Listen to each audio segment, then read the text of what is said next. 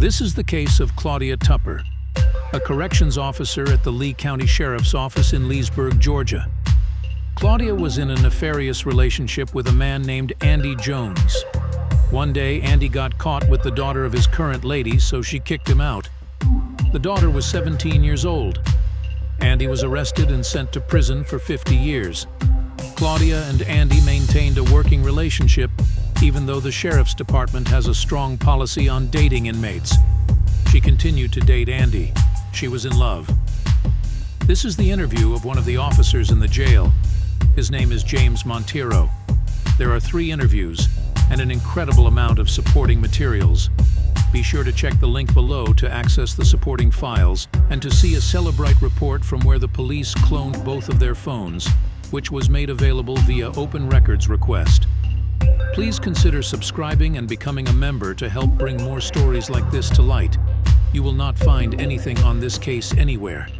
In fact, Shields of Shame is the first journalist to bring you Georgia Department of Corrections officer misconduct interviews with the prison guards themselves.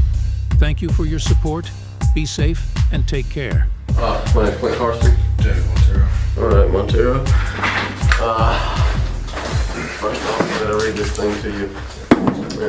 Basically it says, investigation is to determine whether any criminal laws have been violated. It's not an administrative or disciplinary inquiry. You're not being compelled to give any statement or answer any question. Your cooperation in this investigation is voluntary. Basically it says, you don't have to talk to me if you don't want to, okay? You're not under arrest. You can leave at any point in time. Go back to work, okay? As long as you're good to talk with me, let me get a little information from you. Spell your name for me. James. Yes. Montero. Basically what I'm here for is to talk about Miss Claudia Tupper. Are you familiar with her? They called us in due to her relationship with one of the inmates here. Are you familiar with that? I was familiar with the inmate, yes. Okay. You know the inmate's name? The one that she's accused of having a relationship with would be Andy Jones. Okay. What do you know about that whole relationship? I don't. Okay. I just know the name. Alright. Have you ever seen any interactions between Tupper and Jones? I've seen them talk one time, but it was professional conversation. Okay. Are you familiar with Mr. Jones outside of here? I am not. Have you ever had any conversations with him back there?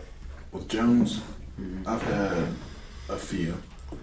I've had one actual conversation. Most other ones, good morning, good afternoon, thank you. Yeah. The one actual one was on the rec yard. Took him out there and he was just talking about his family. Okay.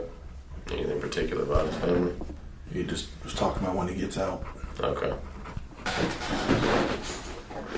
And he also told me about his brother that got locked up for a felony carrying a firearm by a convicted felon. Okay. Do you know which brother that is? Andrew Jones. Is he locked up here? Doherty County. Doherty County. Okay. What was he saying about Andrew? He just said that they caught him like his 4th time, and he said he hopes they throw the book at him. Okay. I think Garrick was telling me about a previous experience you had with Andrew. Yep, Andrew Jones. Okay. Andrew Jones never done anything. Okay. Andrew Jones, it's in a report. Okay. But I'd come back to day shift, and then Andrew Jones, I believe, was being disrespectful. It's all in the report. Okay. He was being disrespectful, so I told him that he lost his rec yard privileges.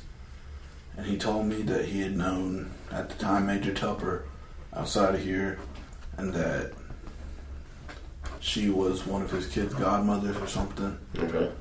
And that he would have my job. So he said he knew Tupper outside of the jail, that she was a godmother to one of his kids? Yes. And that he could have your job? Yes.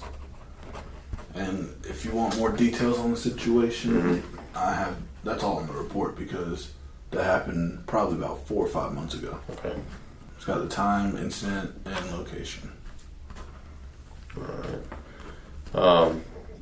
Kind of tell me what happened from there after that. After that, I called Lieutenant Geddick. Okay.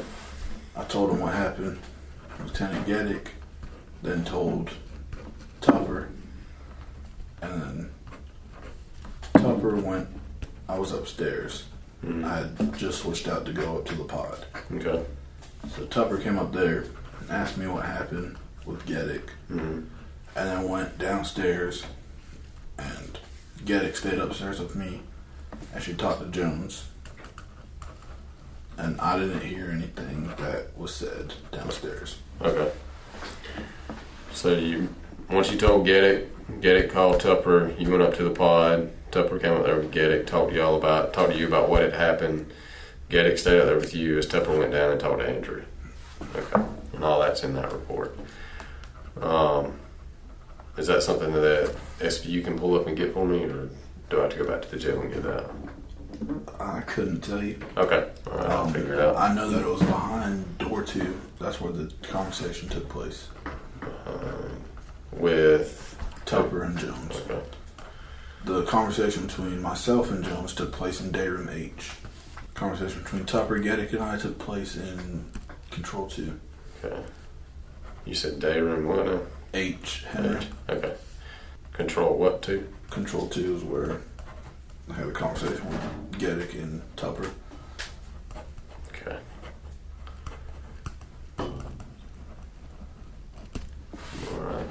Alright. How long did she spend down there talking to Jones when she went down?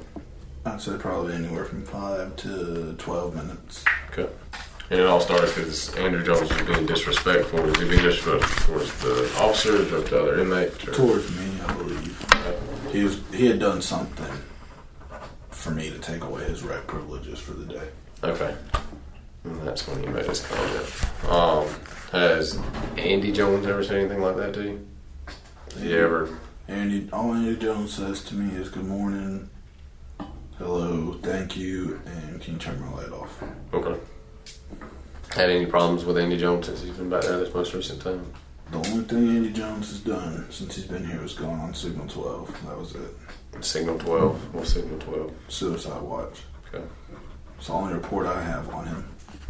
Alright. Was that as soon as he came in, or? Yeah, that's as soon as he came in.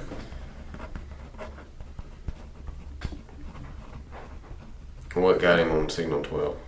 He said when I was doing his initial medical questions, he answered like 10 of them. Then he said he was thinking about killing himself and that he attempted to kill himself. Okay. So you were doing the initial medical, and he's the one that he's made the statements of suicide towards you. Yes. To you. When he had initially been booked over here before he went over to Doherty County. Okay. Did he say when he attempted before? I believe I have it on his medical questions. Okay. If you remembered, then I put it down. Okay. Anything else you can tell me about? Anything going on back there? Anything at all? Even if it's not related to this? No. Okay. That's all I got for you right now. If I got anything else, I'll get you. Come back over and we'll talk again, but I appreciate it, okay? All right, yes, sir. Have a good day. You too.